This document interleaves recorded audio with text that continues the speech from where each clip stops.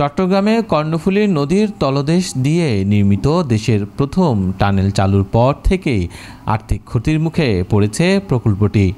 ক্ষমতাচ্যুত আওয়ামী লীগ সরকারের আমলে ব্যয়বহুল এই টানেলটি উদ্বোধনের পর টোল আদায় শুরু হলেও পরিচালনা ব্যয়ের তুলনায় তা অনেক কম। ফলে প্রতিটি অর্থবছরেই বাংলাদেশ সেতু কর্তৃপক্ষকে গুনতে হচ্ছে বিপুল লোকসান। চলতি 2025-26 অর্থবছরেও সেই ধারা বজায় থাকবে বলে পূর্বাভাস দিয়েছে সংস্থাটি। 2023 সালে 28 অক্টোবর উদ্বোধনের পর 2023-24 অর্থবছরে কর্ণফুলী টানেল পরিচালনা ও রক্ষণাবেক্ষণে খরচ হয়েছে প্রায় 175 কোটি টাকা। বিপরীতে টোল আদায় হয়েছে মাত্র 28 কোটি 40 লাখ টাকা। এতে প্রথম বছরেই লোকসান দাঁড়ায় প্রায় 147 কোটি টাকা। সদ্য সমাপ্ত 2024-25 অর্থবছরে এই ক্ষতির পরিমাণ আরও বেড়েছে। সংশ্লিষ্ট খাতে খরচ হয়েছে 226 কোটি 40 লাখ টাকা, অথচ টোল আদায় হয়েছে মাত্র 38 কোটি 58 লাখ টাকা। ফলে দ্বিতীয় বছরে লোকসান বেড়ে দাঁড়ায় 189 কোটি টাকা। সেতু কর্তৃপক্ষের হিসাব অনুযায়ী 2025-26 অর্থবছরে টানেল পরিচালনা ও রক্ষণাবেক্ষণে খরচ হতে পারে 208 কোটি 80 লাখ টাকা। বিপরীতে টোল বাবদ আয় ধরা হয়েছে মাত্র 39 কোটি 46 লাখ টাকা। এতে সম্ভাব্য লোকসান দাঁড়াবে 169 কোটি 33 লাখ টাকা। নদীর নিচ দিয়ে নির্মিত কর্ণফুলী টানেল পরিচালনার জন্য প্রতিদিন প্রয়োজন পড়ে কৃত্রিম আলো, অক্সিজেন সরবরাহ, কার্বন ডাই অক্সাইড নিষ্কাশন, সার্বক্ষণিক নিরাপত্তা ও জরুরি ব্যবস্থাপনা।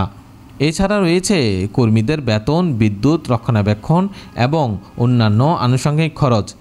এই সকল কারণে টানেল পরিচালনা অত্যন্ত ব্যয়বহুল হয়ে দাঁড়িয়েছে। চায়না কমিউনিকেশন কনস্ট্রাকশন কোম্পানি লিমিটেডের সঙ্গে 5 বছরের জন্য 984 কোটি টাকায় টানেল পরিচালনার চুক্তি করেছে বাংলাদেশ সেতু কর্তৃপক্ষ। সমীক্ষা অনুযায়ী 2025 সালে টানেল দিয়ে প্রতিদিন গড়ে 28,305টি যান চলাচল করবে এমন পূর্বাভাস দেওয়া হলেও বাস্তবে 2025 সালের এপ্রিল মাসে গড়ে মাত্র 4,015টি গাড়ি টানেল ব্যবহার করছে। সেতু বিভাগের সচিব মোহাম্মদ আব্দুর রৌফ জানিয়েছেন, বর্তমানে কম যান চলায় জনবল কমিয়ে খরচ কমানোর উদ্যোগ নেওয়া হয়েছে। এতে রক্ষণাবেক্ষণ ও পরিচালন ব্যয় প্রায় 100 কোটি টাকা পর্যন্ত কমানো গেছে।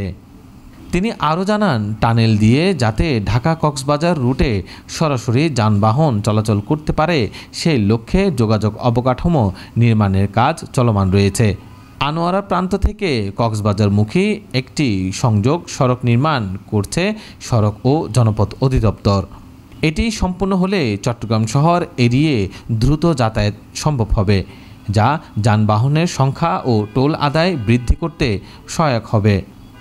চট্টগ্রাম উন্নয়ন কর্তৃপক্ষ টানেলকে ঘিরে একটি আবাসন প্রকল্প বাস্তবায়নের উদ্যোগ নিয়েছে। একই সঙ্গে চট্টগ্রাম বন্দরও টানেল ঘিরে লজিস্টিক হাবসহ নানা উন্নয়ন পরিকল্পনা হাতে নিয়েছে। এইসব পরিকল্পনা বাস্তবায়ন হলে টানেলের আশপাশে অর্থনৈতিক কর্মচাঞ্চল্য বাড়বে, যা দীর্ঘমেয়াদে টানেলটিকে লাভজনক করতে সহায়ক হবে। প্রায় 10,689 কোটি টাকায় চীনের ঋণে নির্মিত কর্ণফুলী টানেল দেশের প্রথম সাবমেরিন টানেল হলেও তার অর্থনৈতিক কার্যকারিতা নিয়ে প্রশ্ন উঠেছে প্রথম 2 বছরের ক্ষতির হিসাবেই।